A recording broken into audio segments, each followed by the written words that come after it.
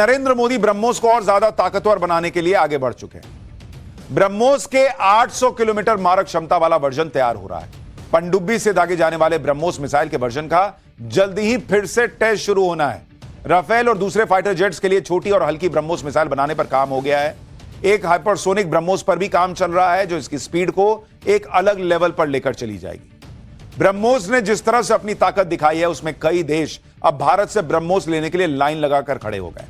ब्रह्मोस खरीदने के लिए फिलीपींस ने एक समझौते पर हस्ताक्षर कर दिया है। वियतनाम ने भी ब्रह्मोस खरीदने में दिलचस्पी जता दी है। दुनिया ब्रह्मोस कर रही है। ब्रह्मोस मिसाइल अब मेड इन इंडिया हथियारों की ब्रांड एम्बेसडर बन चुका है। लेकिन ऑपरेशन सिंदूर का हीरो सिर्फ ब्रह्मोस नहीं है। ऑपरेशन सिंदूर के दौरान जिस तरह मेड इन इंडिया हथियारों ने पाकिस्तान के मेड इन चाइना हथियारों की बखिया उधेड़कर रख दी, उसने अमेरिका को भी मेड इन इंडिया हथियारों का फैन बना दिया है। अमेरिकी डिफेंस एक्सपर्ट जॉन स्पेंसर ने ऑपरेशन सिंदूर को लेकर एक रिपोर्ट लिखी।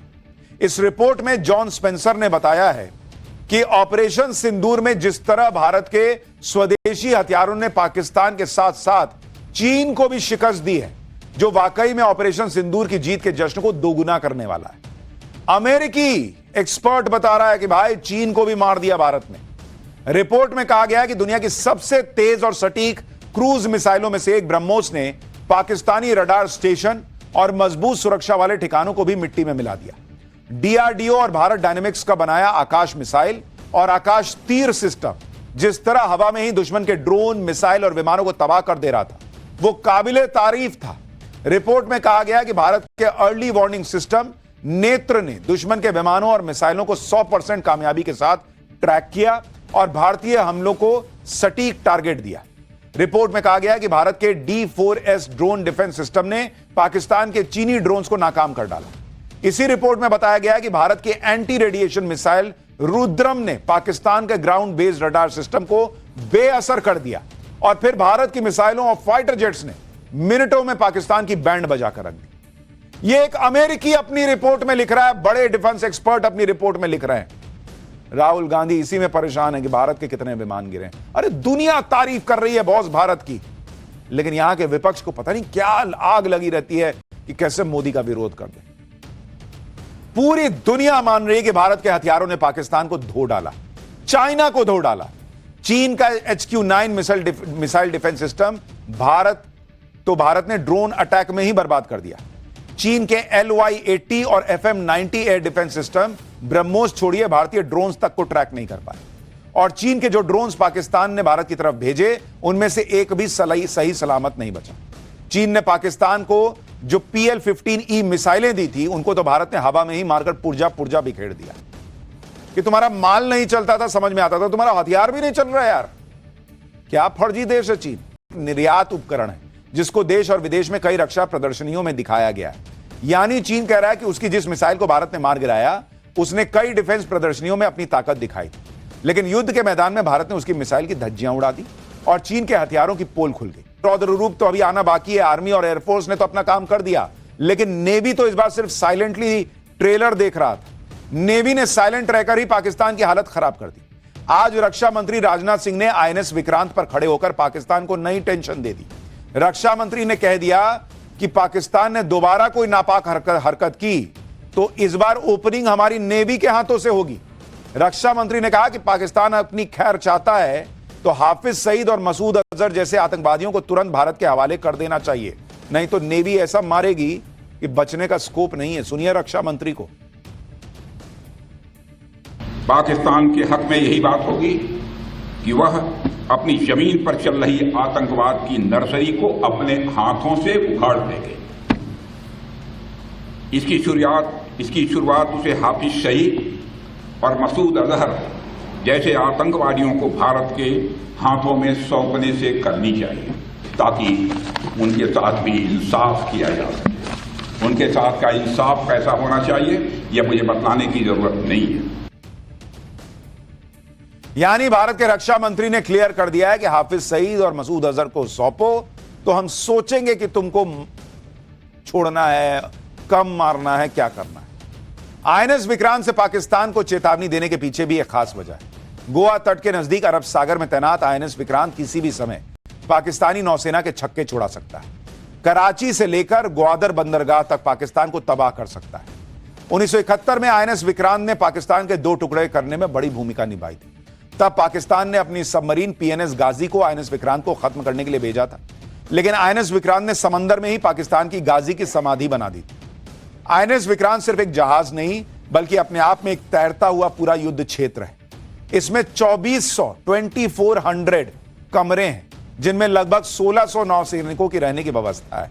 यह अपने ऊपर 40 फाइटर जेट्स को लेकर चल सकता है और इसकी स्ट्राइक फोर्स रेंज 1500 किलोमीटर की। इस पर 64 बराक मिसाइलें लगी हुई हैं। इसके अलावा आईएनएस विक्रांत ब्रह्मोस मिसाइलों से भी लैस है। इसलिए आज रक्षा मंत्री राजनाथ सिंह ने कहा कि पाकिस्तान को शुक्र मनाना चाहिए कि ऑपरेशन सिंदूर में नौसेना को अपनी ताकत दिखाने की जरूरत नहीं पड़ी। सुनिए एक बार रक्षा मंत्री।